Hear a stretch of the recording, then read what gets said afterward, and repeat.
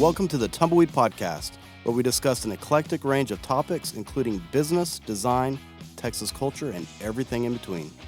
We're two teachers that turned a side hustle into a nationally known apparel brand, and now we work with some of the biggest names in Texas. We strive to never stop exploring and continue to draw inspiration from our adventures. So drift and explore or raise a glass. We're always ready to hang out and talk about the things that we love. So come roll with us as we drift and explore.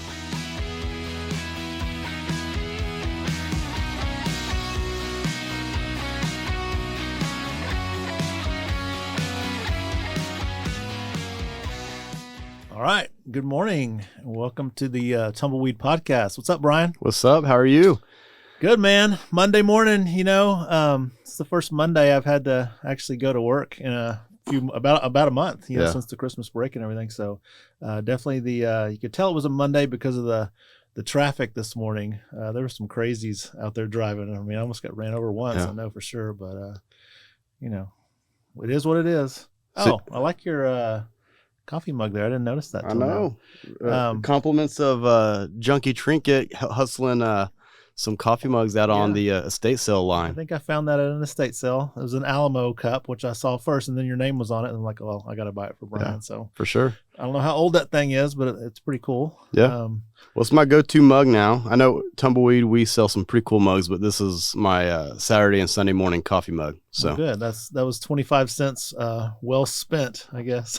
Oh, it's good. Or whatever it cost me. I know it wasn't much. I wouldn't spend too much, but well, Cowboys are done, looks like. So this is football season for the locals is over. I know, some of you listening, you might be a Cowboy fan, you might hate it, but since we're in Frisco, it's the Dallas Cowboys, but I like to think of them as the Frisco Cowboys. Oh yeah, they're based right here. So based right here in town. So there'll be a lot of sad folks here in town. But yeah, it's always more fun when the Cowboys are winning for sure in Frisco. Yeah. But hey, let me ask you this question. I saw your tweet last night. The best part of the game was the uniforms. Yeah. Who had the better uniforms? Cowboys? I'm a uniform guy. Cowboys or that other team? It's not more about like who had the best. I think it was the combination of them together playing against each other. To me, it's kind of like when UCLA plays USC, those color combinations I like. Right. So I'm not going to say who had the best looking uniforms. I'm just going to say the combination was appealing to my eye. Well, let me ask you this. What are we talking about today? Well, I thought we would talk about work. Okay. And work. Since it's a Monday, it might make more sense to talk about work because we're back at it at the grind. But work and then lessons and things that we've learned through work, through our years. Just kind of a little bit of background. All right. I know up to this point, we've had some amazing talks between us and Sharon, and we've had amazing interviews with Joe Zavala and Lee Gonzalez from La Finca Coffee. But we thought it would be a great time for just the two of us to hop in and get beyond just Tumbleweed Textiles, talk about kind of our journey that got us to where we're at today. But it is a new year. And so I want to ask you a couple questions about your personal life. Oh, boy. Oh, man. Because we chatted yesterday when we met up over at the True Texas H-E-B barbecue. Right. But I didn't ask you these. But for you, like, how have you kicked off the new year? Do you have like specific goals or like resolutions or things that you like to do to kick off your new year, specifically here 2023?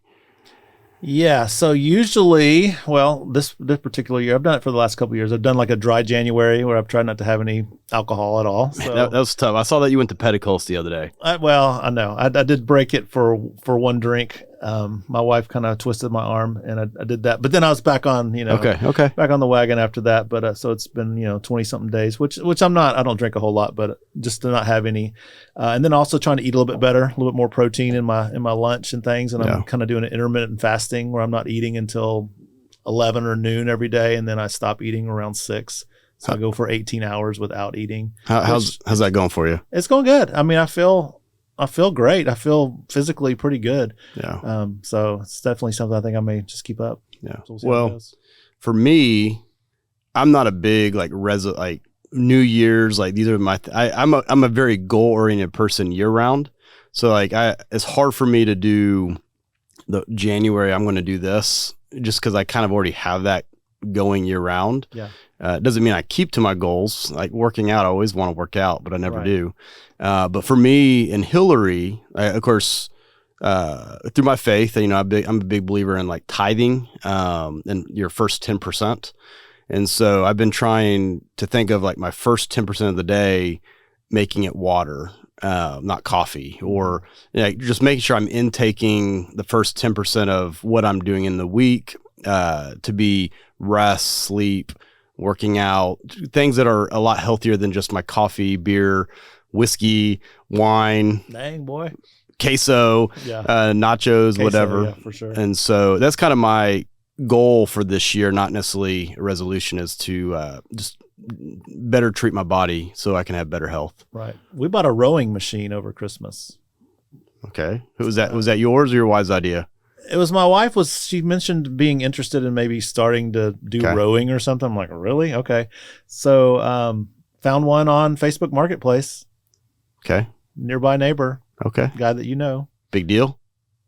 It's pretty nice. Yeah. He gave me a little deal on it. So Carrie's been working with it every morning. I haven't jumped in there quite yet. Yeah. But she's been rowing every morning. So it's something we have upstairs. So I'm cool. definitely, it's kind of like that house of cards, and president would be down there rowing. Same type of deal with the water and stuff. Yeah. So we'll see how it goes. Well, I had a little health scare recently. I went to a little urgent ER care, and unfortunately for my new year, I kind of got pushed into needing to have better health, So I don't have a row machine or anything like that at my house, but my goal, I want to go get a bike and start riding a little more. And that'd be good. Our neighborhood just built a cool trail that goes, what to us makes me feel like we're out in the middle of nowhere. It's still the burbs.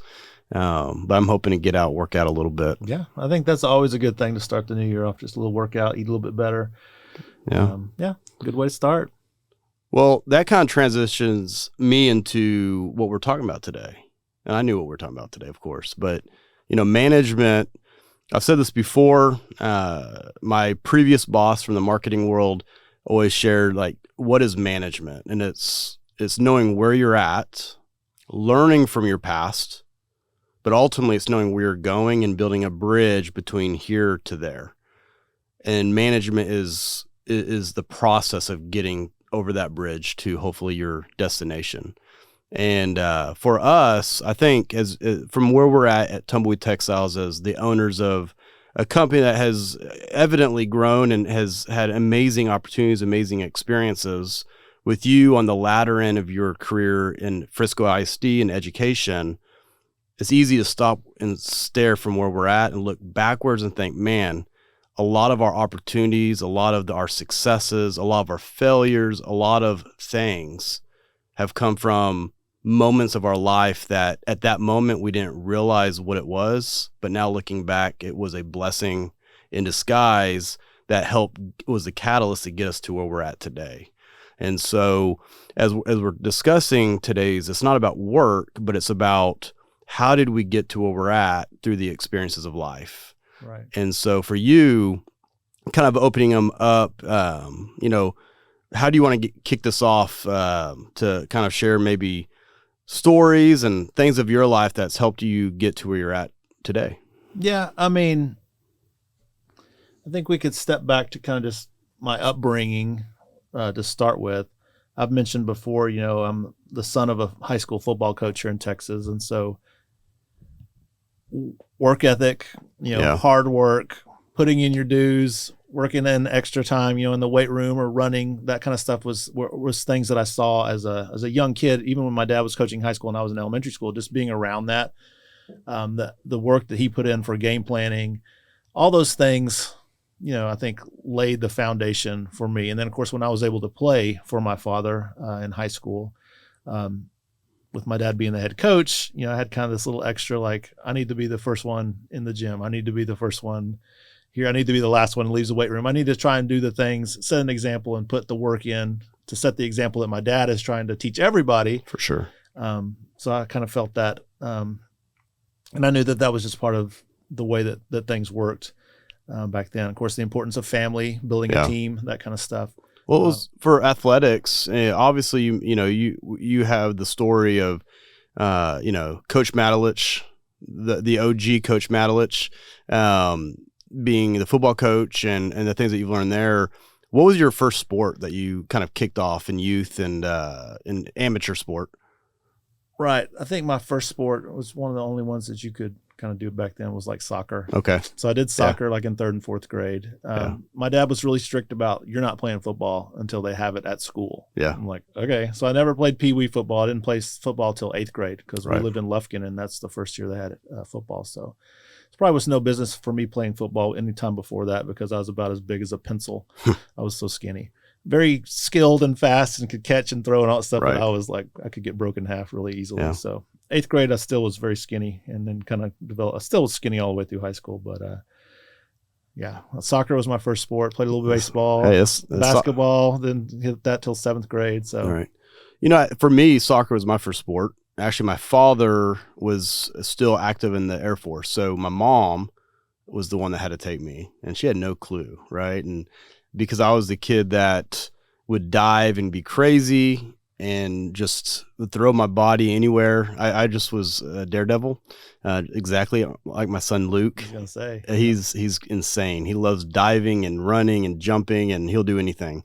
But because of that, they put me at goalkeeper, and I'm short now, and comparatively to you and probably the average man, I guess. I hate that. I'm a short person, but I was actually always the tallest at that age. So, but it's amazing how that helped me learn quite a bit, even at a youth age of goalkeeper, right? Mm-hmm.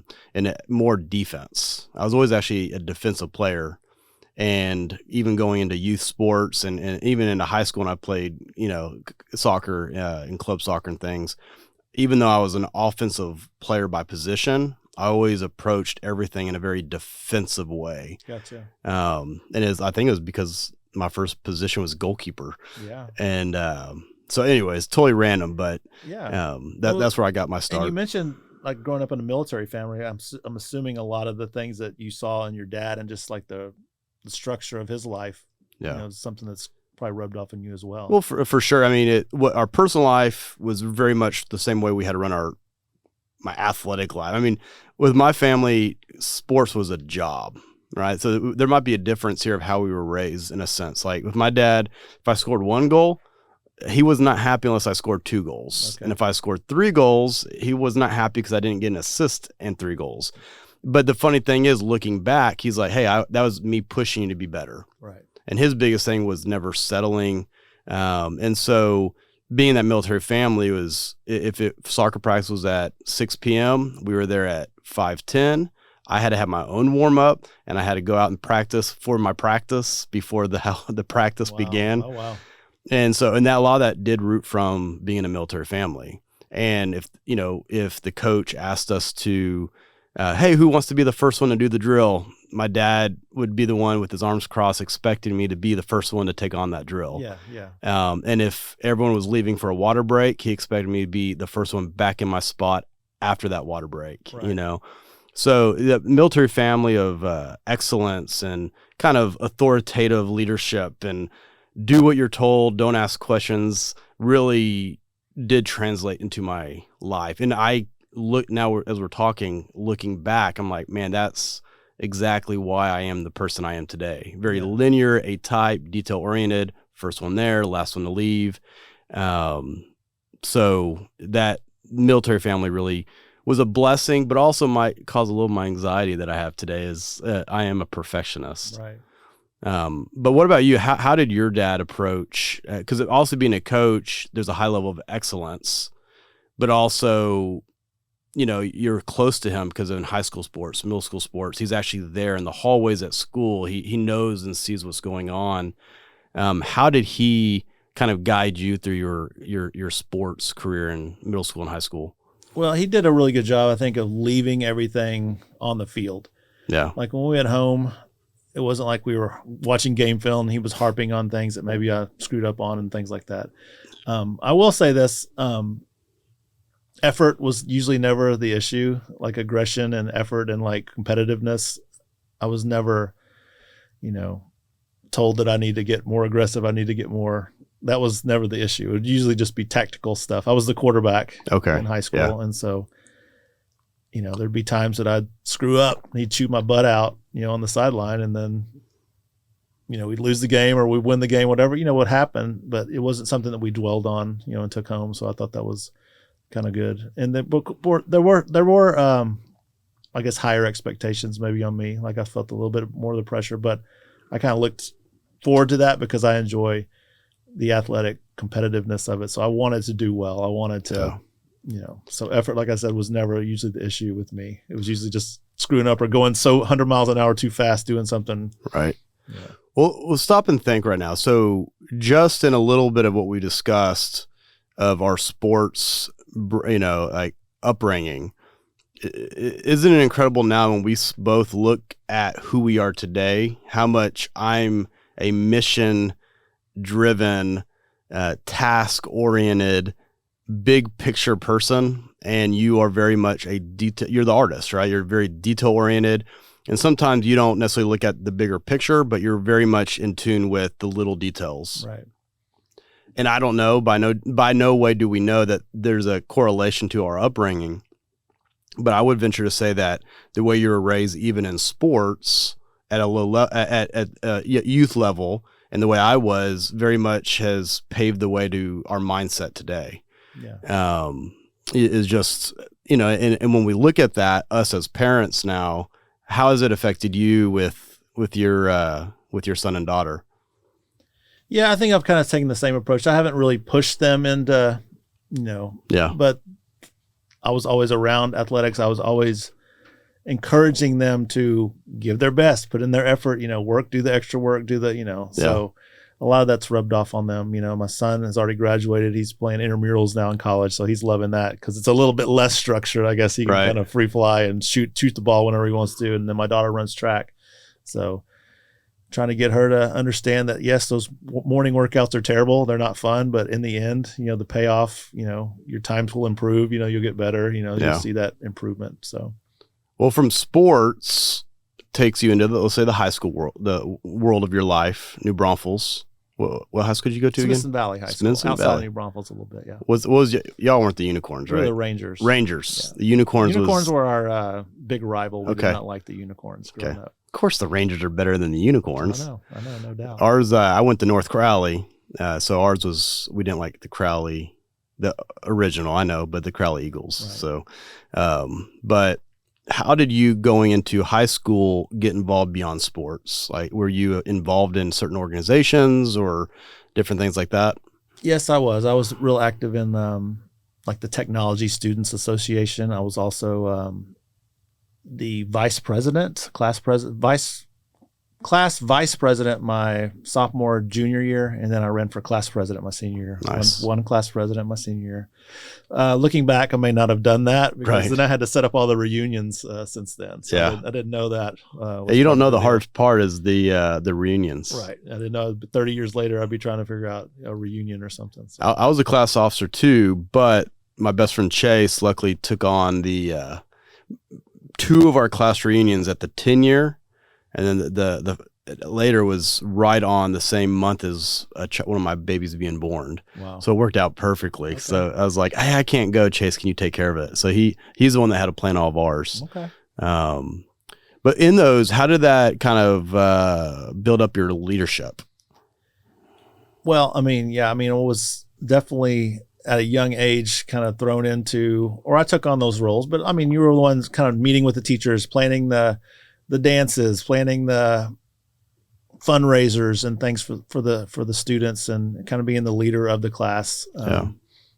The things that we did nowadays, at my high school now, some of the stuff that they do is way beyond what we were doing as the class president. But I was kind of the person that would, meet with the administration, kind of talk about our class, what can we do, what fundraisers can we do, getting things approved, right, that sort of thing. So it was great. I learned a lot, and that definitely kind of propelled me early on in that leadership role. I mentioned I was a quarterback. Yeah. Also, I was a captain on the basketball team. I ran track. So I did a lot of things where I was kind of more of a leadership role. For sure. Sports-wise and academics. Yeah. Growing up, I'd asked you, for me, I grew up playing, obviously, soccer. That was my main primary sport, what I excelled in, I guess. But I did cross country, track. I was a 400, 800, and a mile runner. I went from 400, and then I got older, moved to 800. Yeah. The sprinters got faster. I definitely was more endurance over speed. I went to the mile. I did play football. I was a slot receiver, but at that point, slot receivers were not the better receivers. Now I wish I would have lived in the Wes Welker days. Right. Of course, soccer, as I mentioned, I played club, Olympic development, and then in our high school. But involvement at the school, I did Stu-Co, Key Club, Fellowship of Christian Athletes. Right. I was in FCA too. Yeah. And a lot of that was not, I liked leadership, just to be part of leadership. I hungered for the whole politics of running and campaigning. Now I realize that's marketing. But I really just did it because all my friends that were my close-knit circle of friends, they were doing it. So I was like, let's do it together. And so it was almost another outlet of social life, was to just have fun. And sometimes we got to go on trips to like San Antonio if you're a part of the Stu-Co, or, we got to do some of the extra things, or I always like the, not the accolades, but the ability, like getting involved, a lot of times helped with our interaction with teachers. It helped with grades. And, I like being treated a little differently in the sense, because you're involved, and teachers saw that you're involved. And that, of course, that carried me into college. Same thing, got involved. I was not a collegiate athlete, but I got involved in intramurals, but I also led me to my first job. And in high school and college, I was a busboy at a restaurant in Fort Worth. But my first job, I think I really learned a lot, was working at Academy. And I was over the golf department. Oh, wow. All right. I had never played golf. Yeah. I didn't know anything about golf, but I could sell anything in the golf department. And that was what my manager told me, is fake it till you make it kind of thing, was act like you know what you're doing. And so I always had a great time. And that's pre-YouTube and pre-social media, so people could believe what I was selling. Yeah, I mean, golf is one of those technical sports too. I mean, you've kind of got to know what driver someone's looking for, and the length of the, everything. There's a lot of little details that the golfers are really into. Yeah. So I mean, that really, I learned I love sales at that moment. And I loved, I hated inventory, because that was the part at the end of the night I had to do. But I really learned that I love sales and interaction with people. But what about you? What was your first kind of job that kind of kicked off your hustle of money? My first job was after my sophomore year in high school. I worked at the local elementary school on the maintenance crew. So mowed the grass, painted the swing sets, changed every single light bulb in the school almost. Nice. Repaired walls, repaired, what are they called? Back then they were chalkboards, desks. I mean, I did all the maintenance stuff, making $365 an hour. Nice. I was doing big. Did that for 2 summers. That was pretty, it was a good first job, because I had a little bit of money in my pocket now, finally. After I graduated high school, I worked at an ice company there at Canyon Lake. It's called the Canyon Lake Ice Hole. We would spend an hour every morning, like in full on like winter clothes, in the freezer, like bagging bags of ice, like 8-pound bags of ice. And we'd stack them on these pallets. We'd wrap them all up. And so we could get like 3 or 4 pallets a morning done in 1 hour. And then the rest of the day I would deliver ice all around Canyon Lake to all the river outfitters and tubers. That's cool. New Braunfels down along River Road and stuff. So that job really was kind of like I was 17. I graduated high school. I was 17. I was driving an ice truck, like a legit ice truck, like full of like tons of ice in the back. My coworker was a 35-year-old man. Nice. This was like his job. I was just doing it for the summer before I went to college, but it was crazy because the boss, he let me take all the money. I drove the truck, and I had this 35-year-old assistant with me that he didn't let him touch the money. He didn't let him do anything. Like, I was in charge at 17, kind of run the show. So that was kind of a neat deal, because I was driving all throughout the hill country delivering ice. I worked every single day that summer. I remember counting up, like I worked 98 days in a row. I didn't take one day off, weekends included. Yeah. Because we would hit overtime. Like, I'd hit overtime on Thursday, and then we were getting time and a half. I was making $4 an hour at this job. Oh, so nice. I was making like $6 from Thursday through Sunday. Yeah. And he paid us with a check every Monday morning. So it was really good little gig. I was made a lot of money before I went to think college. about hindsight. You look back right now, like your son Max, like, and my kids, right, or even my students that I taught that are not too long. It's just amazing. Like, would kids today do the jobs that we did? Like, the expectations and the freedoms and the responsibilities we had back then, they don't have. It's like that'd be a lawsuit waiting to happen today. It's a lot harder. Yeah. I look back at my first gig that was similar to what you're saying. Like, took on a lot of responsibility. I was working at a church in Fort Worth. It was off Berry Street. So anyone listening that knows Fort Worth, this was by the original Fuzzy's Taco down the street, large church, East Berry, really close to I-35. And I was kind of like you, I was in maintenance. And so I was making whatever minimum wage, $4 at that point, which I thought was great. And I would walk around in my little blue collared button-up Dickies shirt and whatever pants I had. And I would go in and do whatever, like drywall, paint, change out. My favorite thing was taking the lights and going to the compost and like hearing it pop real loud. Yeah, right. But then at night, I transitioned from that role to security. And you got to think, I was a 17, maybe 18-year-old guy in an area that did have gangs. And we were at an intersection where there was two different groups, one on the north side, one on the east, south side. And I would go between the youth area that was across the street. And then I would have to go lock all the doors from, when the different services were over, and then go across the street to the church, do the same thing. And all the way up till midnight, I was doing this. And there was multiple times you'd hear noises or cars pull up. And it was my job to tell them, go shoot, get away. Yeah. And I look back, like, I can't believe that they allowed me to do that. You know, the things I was doing at 17, like driving that ice truck down River Road, and like people like everywhere. Like, and I'd pull into like one of those outfitter store places, and there were like hundreds of people like in bikinis and like beer, and just like, it was just wild, wild scene. Here I am, 17. We would go to Green Hall, same thing. Like, we'd go on a Saturday night and they'd need ice. And I couldn't, we'd have to back the truck in there, and I'd be delivering ice. Everybody's getting ready to watch whoever was going to come on at Green Hall. We're rolling the big, deal of ice through there.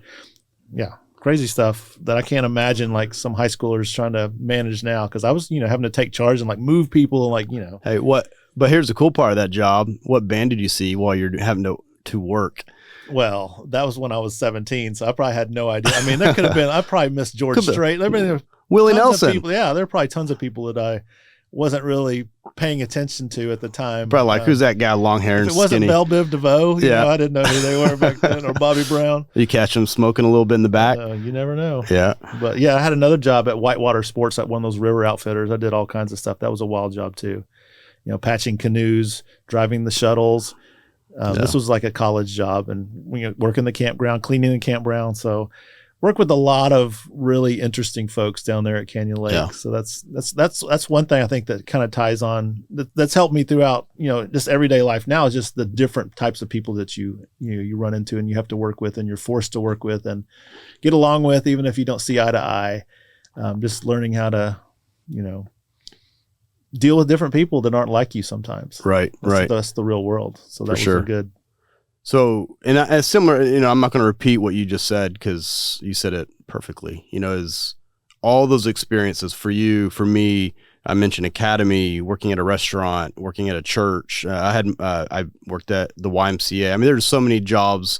I always wanted to work. So even in the summers, I worked 40 plus hours a week, not because I had to. My parents were amazing. They took care of me. I was blessed, but my dad said, I will take care of you if you work, right? It's like, you have to earn your keep. And that also helped me learn to manage time, right? So I'd go from school to athletics to typically, student council functions. I would still hang out with my friends, still play pickup basketball at night, go to work, come back, do it all over again, right? It's just, for me, learning how to deal with people, interact with people, older, younger, different skill sets, different personalities. You and I probably similar, different work ethics than we have, because we both work hard. But how did that get you into like your first real job? Like what was your first post-college gig that you had that kind of kicked off your career? Yeah. So in college, I worked, I'll just real briefly mention this, but I worked at the YWCA, like as after school care. Mm-hmm. So then I was in charge of like 20 something, 30 something kids every afternoon for 3 hours until their parents got there. So being responsible for children, playing sports with them and stuff really kind of got me. I was already an education major by that time. Okay. Geography was my main point of study. I wanted to coach. But yeah, my first job was in Garland, Texas. It was crazy because my senior year in college, I hadn't done my student teaching yet. And so I went to Garland, just drove straight during spring break. I went to the school, I guess, athletic director's office. I just walked in. I didn't have an appointment or anything. I'm like, is the athletic director here? And she's like, the secretary's like, well, actually, yeah, he's in a meeting right now, but here, I'll walk you in there. So I walk into the meeting. It's the athletic director of Garland, which is Homer B. Johnson. He's got a stadium named after him. He's like a legend in Texas. He's there. There's 4 other the high school head football coaches are there. Wow. A couple of the head basketball coaches for Garland. It was a big district back then. The lady walks me in and she's like, this young man is here to talk to the athletic director. I'm like, oh, crud. What have I done? So I walk in, I introduce myself, and I say, my name's Jeb Matulich. And one of the coaches sitting at the table looks over and he's like, are you Joe's son? I'm like, yes, sir. He's like, my name's Garland Nichols. He's like, me and your daddy coached together at Pampa. You were like a little bitty dude. You were like in 3rd grade. I'm like, oh, yes, sir. I remember. He's like, and then he looked back at the athletic director. Athletic director said, boy, I'm going to get you a job. There you go. That was it. I mean, it was just a weird, like a run in. I showed up, happened to be a coach in there that coached with my dad like years and years ago when I was a little kid. That was enough to impress on the AD to like, he called me Zeb. He didn't know my name. Yeah. He's like, all right, Zeb, we're going to get you a job. And he found me a job. I mean, I had a job and I didn't have to do student teaching. So I was able to get a job at a middle school there and start coaching. But that's just kind of one of those weird situations where the right timing, people who you know, for sure, played out big. And the same thing happened when I got to Frisco too. It was all about who I knew. Yeah. So. Yeah. Well, this, when I taught that independent study class, that was always a lesson I taught my students is they were highly academic, as you know, they're like perfect SATs, ACTs, everything I was not in high school. But I always told them it's not what you know many times, it's who you know. Yeah. And it's not just who you know, but it's the impact you had on their life, like the credibility through your hard work, your involvement. So naturally, the more you're involved, the more you do, the more people you interact. Of course, the harder you work and you're not the thorn in someone's side, but the person that people can look at, trust, the more opportunities that you might have, career, but it's just all kinds of life, right? For me, in college, I had multiple things, like I said earlier, but the one job that really sticks out is it was a church, Trinity Church, and it's kind of funny how this worked out. My girlfriend, who's now my wife, invited me to go. I went to a different church, different denomination, everything like that. And so she took me, and right when we walked in, we like doubled the college ministry just because we had a posse of people from my fraternity, her sorority, and all that. And the guy's like, the guy who ended up marrying us, Adam, outstanding human, a mentor of mine. He was like, hey, do you want to be an intern? And I was like, what are you talking about? He's like, well, obviously you have a lot of friends and you know a lot of people and you like marketing. You could help me do some marketing. I was like, how much does it get paid?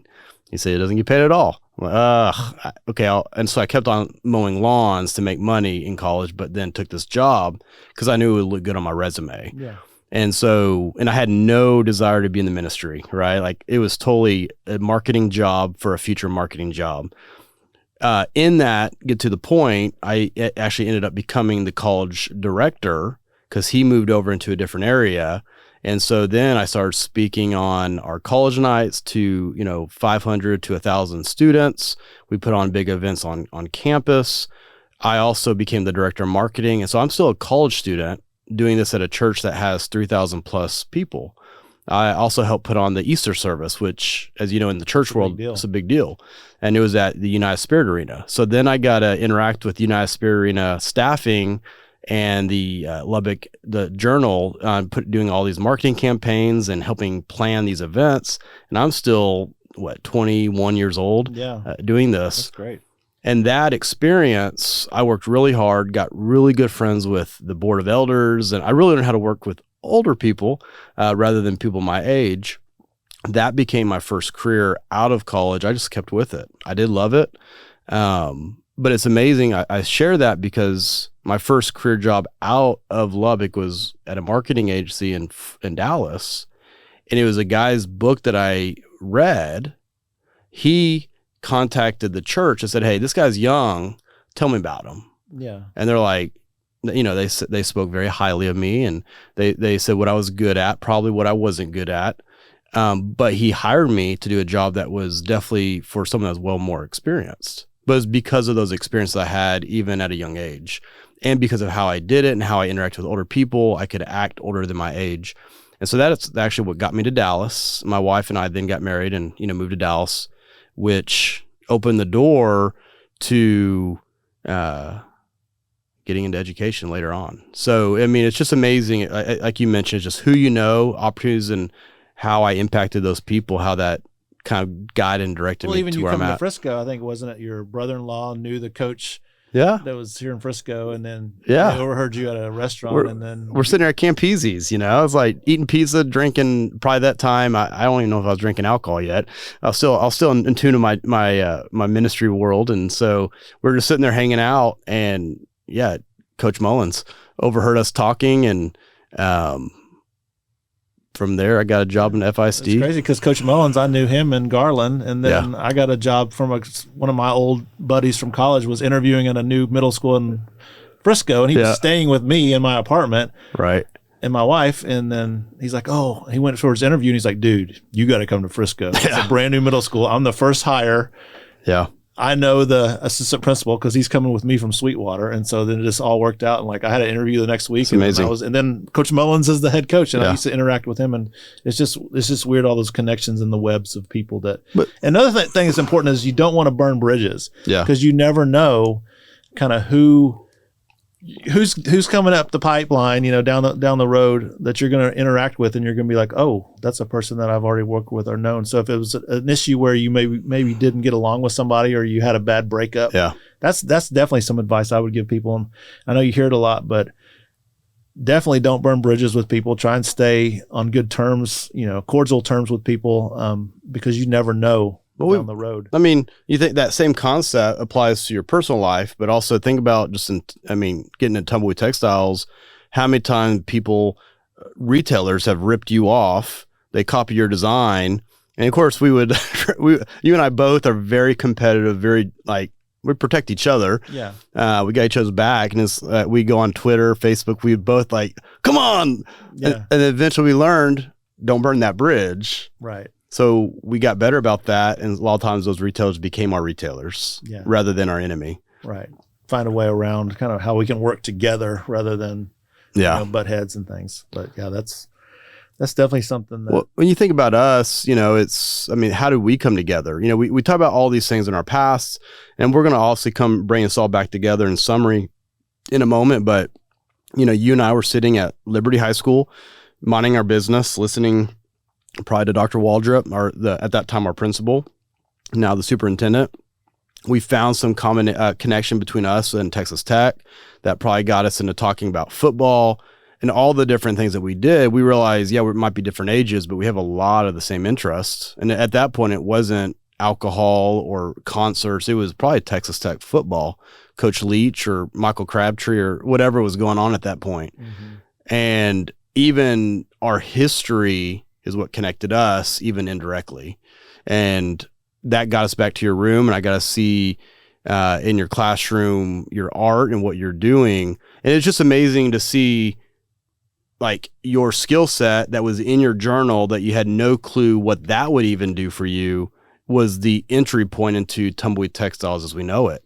And it was all the things that you'd been working on, even for fun as a passion project in your notebook. Right. I think, I'm a big firm believer of everything happens for a reason kind of deal. I think our paths crossed. But if you look back at your life, of all the things that have happened, just kind of the building blocks and the connections that have been made, whether it's, personal or through business. It all just kind of has its reasoning, right? Because if you've never had Coach Mullins, overhearing 100%. The conversation, you wouldn't have been at Liberty. You would never met me. We would have never started Tumbleweed. I mean, you can do that. Yeah. You can say that about a lot of things in little instances, but I just really think that God puts people in certain areas and places for connections to be made and for things to happen. You just may not always see it, but I strongly encourage people to kind of keep their eyes open and alert to certain situations and moments. Yeah. And then if you have that little inchling to, say something or make that first move or do something, I think it's an intentional kind of push. For sure. And you're nailing it. It's like with our team, when I was a teacher, I'm sure one day I'll give this advice to my sons is sometimes it's you want to focus ahead. It goes back to the management.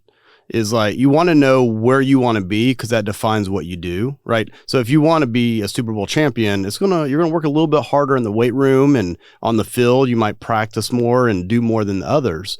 So you want to know where you're going, but don't be so focused on the destination that you forget about the moment. And understand and have faith that everything you do, it's going to all come around full circle. And many times you need to stop and look back to appreciate where you are, because you'll see the failures, the relationships, the different things that you've gone through in life, and realize, well, okay, all that had a reason and a purpose. At least for me, that gives me a lot of faith moving forward to know, okay, it all comes full circle. It all ends up working out in the end. But all we can control is what we do now. Work hard. As Liberty used to say, be nice, be kind, be generous. Create your pillars. Maybe it's your faith, maybe it's your character. And as long as you worry about those things, it all, like I said, and you said it all always works out. We have a friend, JB, from Texas Humor, and he has a LinkedIn, and actually, we talked about this yesterday, but he had a comment, and I think it's great, as your skills are always applicable to other industries. And so as you're moving ahead, like for you, soon to retire from education, if that's the next few years or so, is all the things you've accumulated in education, in Tumbleweed Textiles, in all these previous jobs, your organizations in high school, the youth sports, these lessons learned, right. All those have prepared you for the next step of your journey. For sure. And I think, most people at the time, they don't realize, the skills that they may just think it's like a monotonous job and they're doing the same thing, and they get it under their belt and they feel confident about it. But then they move to another job and they're like, well, for me, like I'm, here in a few minutes, I'll be back at school. Right. And I'll be wrangling up 30, students, between the ages of 15 and 18, and like getting them to do something. So that's a skill to where, a leadership skill, a teaching skill, to where that could be something that would translate into the business world or anything else. I mean, but it's just something I just know, it's just second nature to me. Yeah. But like you said, I mean, the things that we've learned, that goes back to, when I worked at the Y, wrangling up my students at summer camp, and like just those little things, they all kind of build on each other for sure. It's like the analogy, I'm sure you've seen it probably on some TikTok, but like take a cup of water, right? And a drip is just a little drip, but it takes many drips to make a cup of water full. And I think if you have the mindset of every little thing that you do can add up to be a lot, and that's either going to be for the good or for the bad, that changes at least my mindset of how I interact with every human. Because you never know. I mean, for us, and there's going to be many podcasts in the future, we discuss other stories, but when you look at the people you and I both know over our history that have opened doors, or maybe is my good example, Trent Shelton, a good friend of mine from middle school and high school. It was pretty cool the other day. He was doing a live feed, and I mean, he has 2 million followers, right? Cow. And I was on this live feed. I popped in just to watch him on Instagram. And he's like, my nickname was B-Dog. So he's like, what's up, B-Dog? Yeah. And he gave me this shout out. And of course, then all of a sudden they were talking about I should be the kicker. I used to be a kicker. And so they're kind of roasting the Cowboys a little bit. And, but it's funny because that story at one point was just Trent Shelton, a middle school kid that was my friend. no one expected him to be the guy he is today. And it's amazing how that relationship with him actually helped launch my wife's photography business because of a girl he was dating at that time. And then he was an asset to us in Tumbleweed in a way, because I did give him a shirt at one point. He wore it. He knew people. He's helped me out. And with you, there's many same examples, like with your dad and people he knew or relationships you had. And it's just, you never know. You don't use people for those reasons, but you just never know when it all comes full circle, even with relationships and people, for jobs, for life. Could be someone that is there to give you advice. You just, whatever, you just never know. And so every little thing, every little interaction with people could add up to be life-changing down the road. Yeah, no doubt. So that's, like we said, don't burn bridges, try to be kind to everybody. If you don't like somebody, at least be cordial and don't burn that bridge that may cost you later. For sure. Now, with you looking ahead, at where you're at in the stage of life that you're in, kind of pinpointing specifically to the, let's say, 20 to 25-year-old audience, is there, besides don't burn a bridge and, the relationships thing we said, was there a tip or two that you would give someone entering their first career of just perspective of life? Yeah, don't be scared to work. Put in the work, work hard, do the right thing, go above and beyond, kind of make that impression. You don't want to be the person that's, I hear high school kids all the time, like, oh, I got a new job. And then a week later, like, oh, I quit.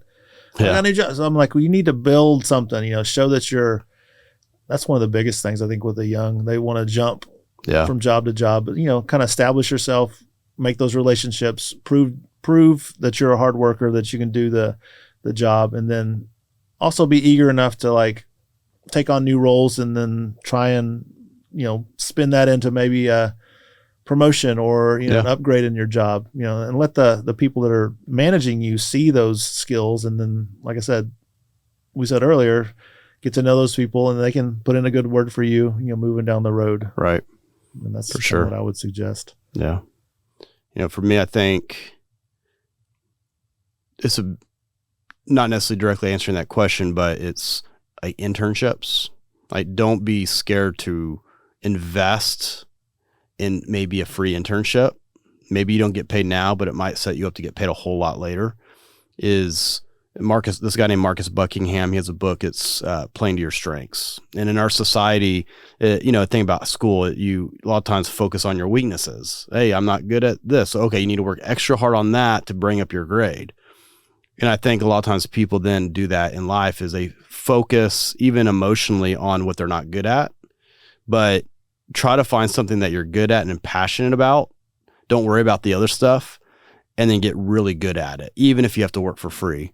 And, it's like you with being an artist, is the more you practice and get better, the more confidence you have, but also the better your skill will be.